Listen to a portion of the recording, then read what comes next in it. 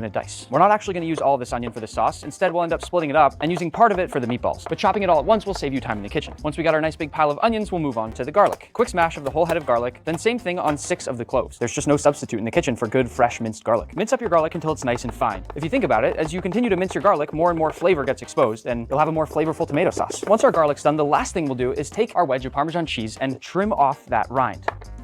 This rind here has a ton of flavor. We're gonna use that in our tomato sauce. In a heavy bottom pan or Dutch oven, we'll turn the heat to medium and add a splash of olive oil, just enough to lightly coat the bottom of your pan. Now is when I like to go grab my wooden spoon, because something about making a tomato sauce without a wooden spoon just doesn't feel right. Once your olive oil is nice and hot, maybe starts to shimmer a little, add in that onion. This is when it's gonna start to smell good. Immediately hit that onion with a pinch of salt. Anytime I'm cooking with onion or garlic, I'm always adding a bit of salt right away and begin to stir. We're gonna do this for about 5 minutes to let the onion soften. We're not looking to brown or char anything just yet. Once your onion starts to look translucent, add in all of your garlic. Still over medium heat, we're gonna stir this for another 1 to 2 minutes.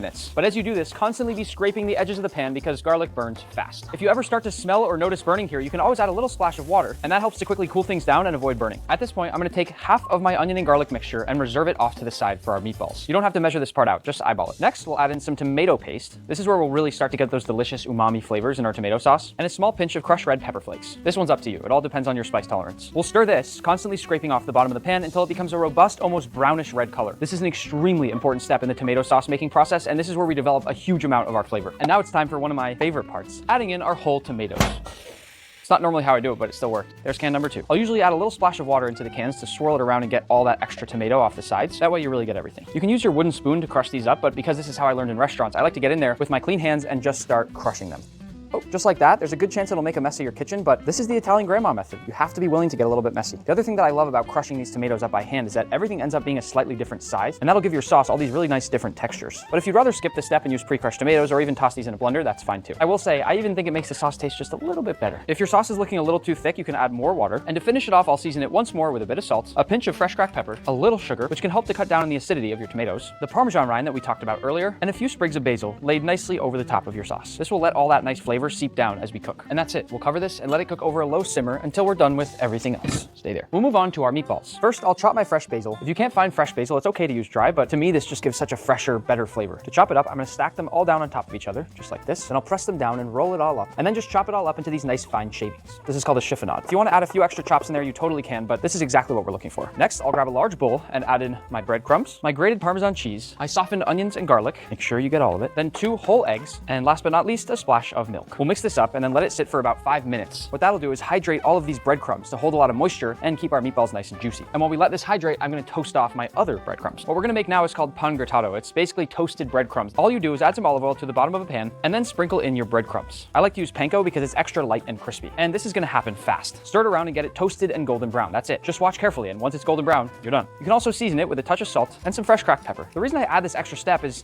spaghetti and meatballs has really always lacked a little bit of texture to me. Everything's nice and chewy, but there's nothing crunchy or crispy. So this just adds a really exciting extra layer of texture to your dish. You should be able to see, but also hear, when this is nice and toasted and golden brown. So at this point, I'm gonna go ahead and pour it off onto a paper towel lined baking sheet. Spread it out to allow some of that extra olive oil to drain off. This will keep things nice and crispy. And by now, this should have soaked more than enough. You'll notice that it'll have gotten a little bit thicker here, and that's exactly what we're looking for. That means the milk has soaked into these breadcrumbs. Now we wanna add in our beef. It's pretty classic. Then our chopped basil, smells so good. Pinch of salt, and some fresh cracked pepper. For this next step, you can use your bare hands if you want, but I like to toss on some gloves. By the way, if you're ever trying to put on rubber gloves in the kitchen and they won't go on because your hands are wet or sticky, just coat your hands in cornstarch real quick and they'll slide right in. And then just get in there and make sure that everything is fully and evenly mixed. I will note that we don't want to overmix. You don't want them to become gummy and chewy, and that's what will happen if you mix too much. So mix them just enough that you feel like everything has been barely evenly mixed, and that's it. The smell of these is unbelievable.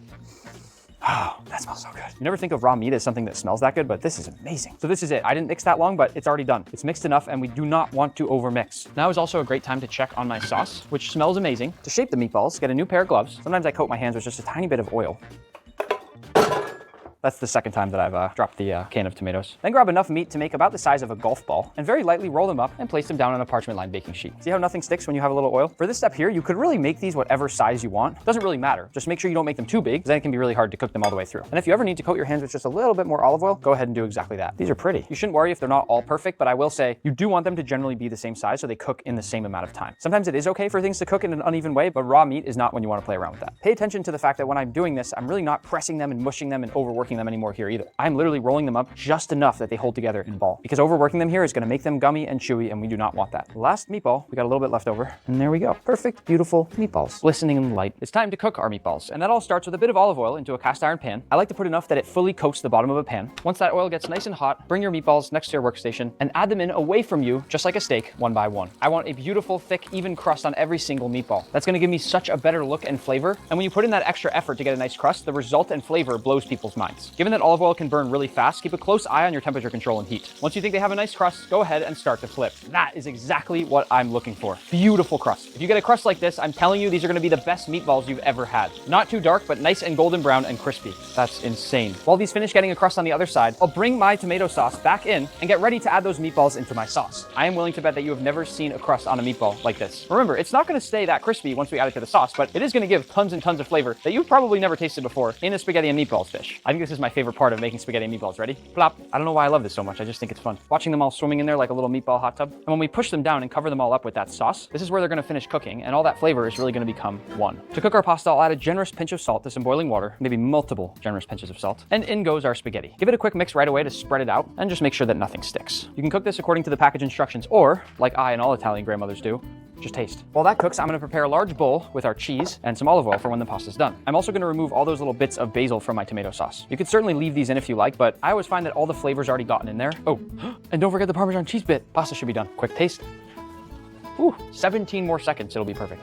When your pasta's done, go ahead and strain it. I'm sure you've heard this before, but save some of that pasta water and dump it off into your bowl, along with a little splash of that pasta water, as well as a drizzle of olive oil so nothing sticks together, and some freshly grated Parmesan cheese. Mix it all up to fully coat your spaghetti, and to plate it, I'll add down a bunch of messy layers of my spaghetti. Then I'll cover this with some cheese. I like to layer all of that flavor. Then do a nice even layer of all that red sauce. Don't worry how much we put right now, because we all know that if you ever want to come back for more sauce when you're eating spaghetti and meatballs, you can. You can do whatever you want. And then your meatballs, don't let anybody make fun of you for putting too many meatballs. See how even through all the sauce, you can still see that incredible crust? And I'll finish it off with one more dusting of Parmesan cheese, not too much, but also not too little. A bit more olive oil. Notice how I'm still layering all that flavor. Some of those crispy breadcrumbs, that adds that texture that I was talking about. And last but not least, a few fresh basil leaves for both color and flavor. And that is how you make spaghetti and meatballs. It's too perfect to eat. I don't even want to eat it. Psych, I'm gonna eat it. Oh, that's so good.